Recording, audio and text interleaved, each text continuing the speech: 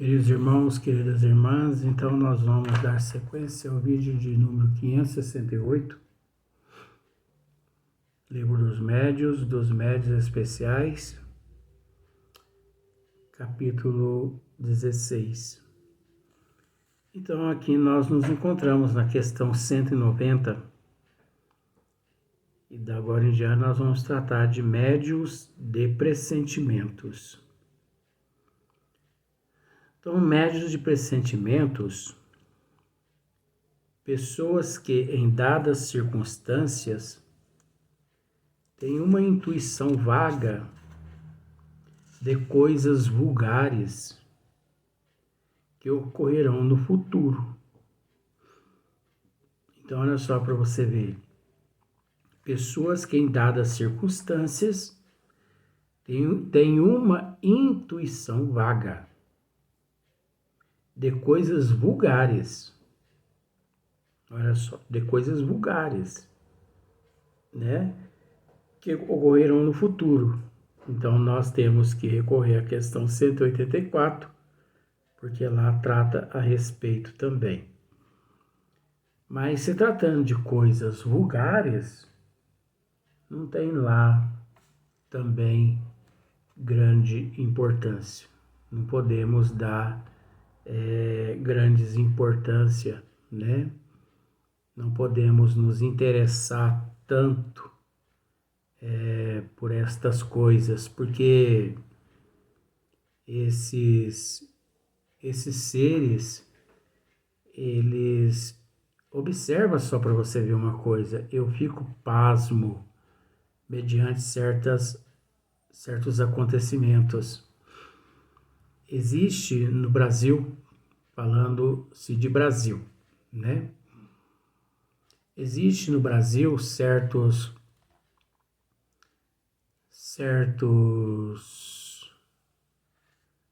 buenas dichas que eu tive a oportunidade de assistir um vídeo, porque eu tenho que assistir algumas coisas para ter conhecimento do que acontece, porque caso contrário eu não posso dizer aqui. Então, um pai de santo aí no Brasil, que eu não vou dizer o nome, ele teve eu vou usar aquele termo. Ele teve a cara de pau de quando foram entrevistar ele disse assim: olha, graças a Deus que de 10 previsão que eu fiz, 9 eu acertei. Aí ele começou a descrever as 9 que ele acertou. E as 9 que ele acertou era, perdão do termo, era só desgraça. Mas observa que antes ele disse, graças a Deus, que de 10, 9 eu acertei. Graças a Deus.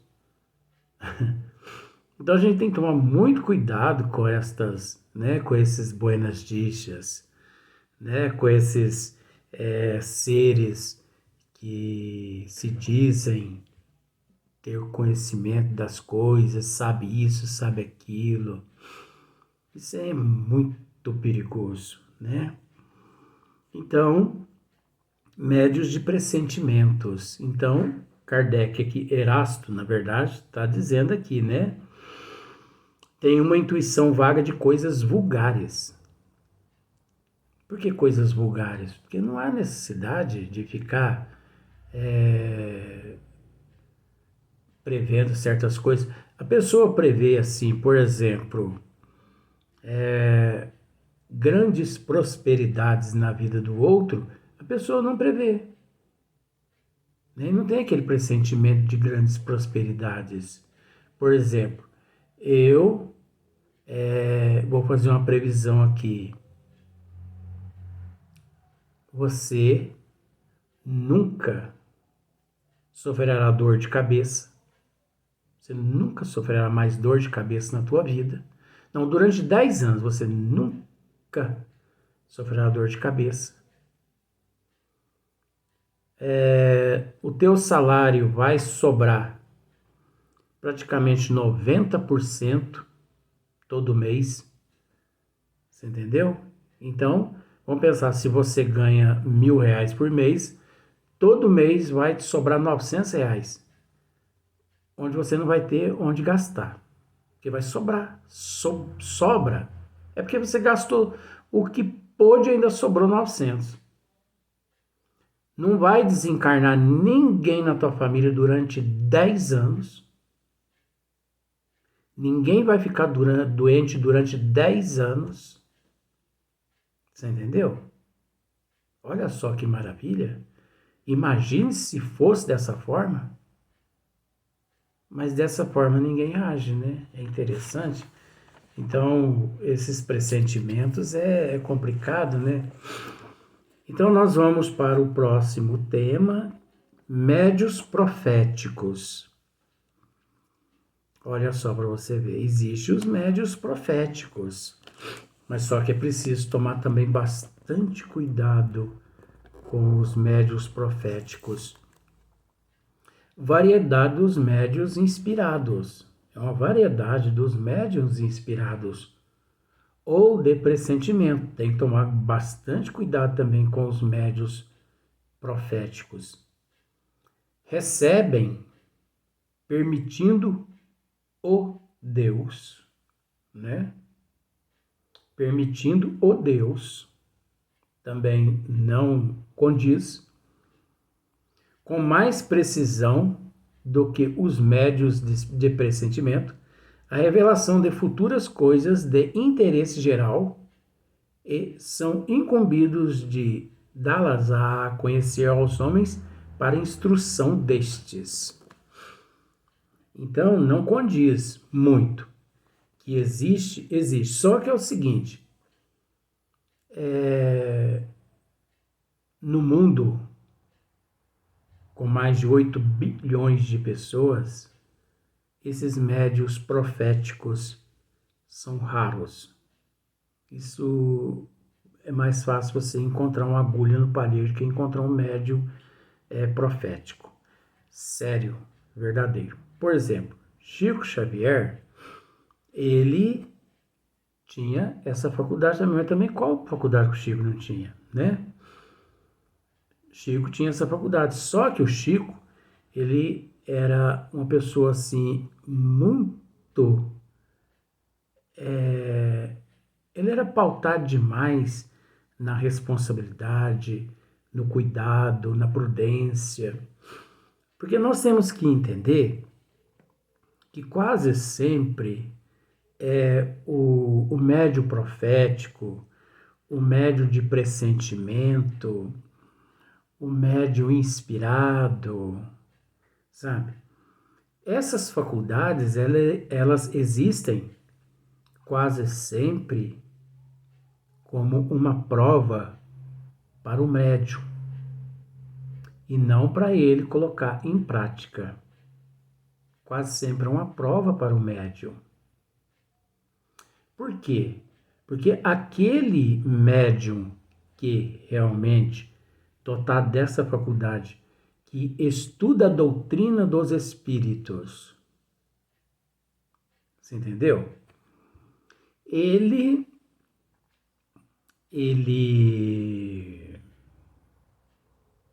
sabe que ele não pode interferir nos desígnios de Deus, na lei de causa e efeito, de ação e reação. Então vejamos, nada acontece por um acaso. Nada acontece por um acaso. Então vamos analisar da seguinte forma. Nos Estados Unidos, 2022 agora, mas, né? Nos Estados Unidos, nas Torres Gêmeas do World Trade Center, mais de 3.500 pessoas desencarnaram ali. todos que desencarnaram naquele acidente ali encontravam-se de acordo com a programação do resgate coletivo. Encontravam-se todos eles. Não vai desencarnando pessoas assim, aleatória, ao léu, né? Não vai, não é assim. Aqueles que tiram a própria vida, responde. Então, essas mais de 3.500 pessoas que desencarnaram, elas ali se encontravam através de uma programação reencarnatória. É um desencarne coletivo. Então, surge um médium charlatão de pressentimento, um médium charlatão profético. E ele chega, né, e entra em contato com as duas torres gêmeas do World Trade Center. Gente, evacua-se esse local, porque às 9 horas aviões vão colidir com as duas torres gêmeas. Evacua. Eu não sei se as pessoas vão dar atenção, vão dar bola para o que aquele maluco está dizendo. Mas vamos pensar da seguinte forma. As pessoas obedecem ele, aquelas 3.500 pessoas deixam aquelas duas torres. Às 9 horas vem 2 aviões e colide com ela. Pam! Pronto. Aquelas 3.500 pessoas, elas não resgataram os débitos delas por causa da interferência de um charlatão, um mistificador, que interferiu na programação ali de todos aqueles seres. Agora, isso é você tem que entender o seguinte: isso é uma suposição.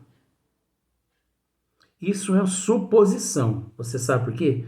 Porque quando a elaboração é realizada pela providência divina, esses charlatões, eles não têm acesso a essas programações ao ponto de, através do pressentimento e através do profetismo, saber a hora e o lugar que vai ocorrer aquela catástrofe. Então, isso é uma suposição. Não entenda no pé da letra o que eu estou dizendo aí, não, porque isso é uma suposição. Porque do jeito que eu acabei de dizer, como uma suposição, as pessoas podem pensar assim, mas então se é uma programação coletiva, reencarnatória dessas 3.500 pessoas, onde está aí a providência divina? Mas por isso que eu estou dizendo, porque antes das pessoas pensarem, eu já estou esclarecendo, que é uma suposição. Por exemplo, médiuns proféticos. João Evangelista, ele foi um médium profético. Ele foi um médium profético. Entendeu? Ou médium profético. Ele foi. Porque quantas coisas, mesmo ali trancafiado na ilha de Patmos, né, ele conseguiu profetizar, ele conseguiu escrever, inclusive o Apocalipse, que na verdade o Apocalipse que hoje a humanidade conhece, não é o Apocalipse verdadeiro de João. O Apocalipse que a humanidade conhece 100%, ele foi deturpado pelo clero, pela alta cúpula do catolicismo. O verdadeiro não é esse que todos nós conhecemos, que a humanidade conhece. Esse foi deturpado. porque o verdadeiro não tem nada a ver com essas imagens, esses desenhos, essas coisas. João não escreveu, não desenhou nada aqui, João não escreveu nada dessas desgraças, essas coisas mundiais. Até porque é um processo natural na evolução do ser que, não de acordo com os desígnios das leis do Criador, é natural que quem planta colhe. Por exemplo, Nostradamus. Nostradamus também foi um médium profeta, né? Então ele profetizou muitas coisas no mundo, mas você observa que esses profetas que ficaram na história, 99 ou quase que 100%, eles profetizaram, desculpe o termo, só desgraça. Então, onde está aí a vantagem? Onde está aí a magnanimidade divina em divulgar só desgraça? Então, o médium, mediante determinadas imagens que ele vivencia, presencia no desdobramento, ele tem que se conter e não passar adiante. Porque aquilo ali também não deixa de ser uma prova para o médium profético, de pressentimento. Não deixa de ser uma prova. Agora, se o médium, até porque o médium não pode, tudo que ele vê, tudo que ele ouve, tudo que ele sabe, ele não pode ir divulgando. Observa para você ver. Faça uma análise. As profetizações, quase sempre, todas elas, está relacionado à desgraça. Que não deveria aquela pessoa ter divulgado aquela desgraça, porque o mundo é de provas e de expiações. Aquelas visões não deixam de ser uma prova àquele indivíduo. Chico Xavier sabia demais, mas ele soube se conter. Ele soube se disciplinar. Eu não vou dizer que eu sei demais. Eu não vou dizer que eu sei demais. Mas eu sei de tanta coisa que eu não ouso abrir a boca de jeito nenhum. Para que eu vou abrir a boca? Ah, mas você sabendo, você se torna responsável, porque você pode livrar certas pessoas de desgraça, de acidente, disso, daquilo. Não é por aí. Eu, quando fico sabendo, é uma prova, é um teste, é uma prova que a mim é submetida. Então, passar na prova ou não depende de mim. Então eu procuro me conter, eu procuro me calar. Ah, mas e se é para você livrar aquela pessoa? Vejamos bem. Se é para me livrar aquela pessoa, vai perdurar aquela visão, e além daquela visão, eu vou ter orientações de outros seres paralelo àquele processo, onde eu vou aparecer no momento certo, na hora certa. Então esse processo ele é muito relativo e isso é muito complexo. Por exemplo, quantos profetas eles anunciaram, né, a vinda de nosso Senhor Jesus Cristo à Terra há 2000 anos atrás, antes de nosso Senhor Jesus Cristo. Mas aí, nós estamos tratando de profetas escolhidos por nosso Senhor Jesus Cristo, que viesse antes dele para anunciá-lo à humanidade toda, para que a humanidade se preparasse para a vinda dele. Nós temos que entender que aqueles profetas eram seres muito evoluídos. Nós conhecemos um, por exemplo, Simeão. Simeão, ele anunciava a vinda de nosso Senhor Jesus Cristo durante uns 20, 30 anos, mais ou menos, né? Antes de nosso Senhor Jesus Cristo chegar ao mundo físico através da encarnação, Simeão anunciava a vinda, né? Ele profetizava a vinda do Cristo. Até que um dia ele, já com mais de 95, não sei, 99 anos, ele estava assim à porta do templo e José e Maria adentrou o templo com o menino Jesus no colo e Simeão, ele não viu a criança, ele não viu José e Maria. Mas lá dentro do templo, o menino, né, Jesus, chorou. Quando ele chorou, em meio a vários outros choros de outras crianças, Simeão se levanta e ele sai à procura daquela criança que chorava.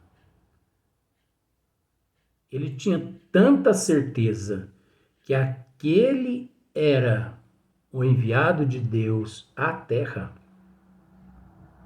que ele foi ao encontro daquele choro e chegando encontrou Maria, né, e José, e ele deparou com o menino Jesus e ele pediu licença, pegou aquela criança, né, no colo assim, colocou no colo e recitou ali algumas palavras e mais ou menos agora esses olhos, né, cansado, pode descansar porque aqueles olhos naquele momento estava presenciando a libertação da humanidade e tal, é mais ou menos assim, né? Então estuda para você ver a vida de Simeão.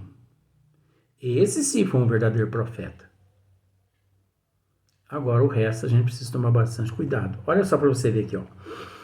Então, médios proféticos, Kardec, ou Erasmo, continua dizendo assim: se há profetas verdadeiros, mais ainda os há falsos, muito mais aos falsos, que consideram revelações os devaneios da própria imaginação, quando não são embusteiros que, por ambição, se apresentam como tais. Veja-se em O Livro dos Espíritos, né, número 624, característica dos verdadeiros profetas. E também no Evangelho segundo o Espiritismo, capítulo 21 do Evangelho segundo o Espiritismo, todinho trata a respeito dos falsos profetas e dos falsos cristos da erraticidade. Então, o espírita tem que conhecer, tem que estudar o capítulo 21 o capítulo 21 do Evangelho segundo o Espiritismo, aliás. E também A questão 624, características do verdadeiro profeta. A característica verdadeira, porque existe milhares de características falsas que nós, quando podemos reconhecer a falsidade, né, dos verdadeiros profetas. Então, como está dizendo Erasto aqui, se há profetas verdadeiros, mais ainda há falsos. Então, os falsos é muito maior. Vamos pensar assim, de cada 10 profetas, 7 é falso. E 3 é verdadeiro. Então, nós devemos tomar muito cuidado com essa faculdade mediúnica, porque os impostores, os charlatões, os mistificadores, sabe, eles interferem mesmo. Então, aqui é só um resumozinho, você entendeu? Nós não estamos abrangendo tudo, não, porque esse assunto ele é muito grande. Levaríamos e gastaríamos uns 50 vídeos para falar só sobre esse tema dos falsos profetas, né? Vamos para o próximo vídeo.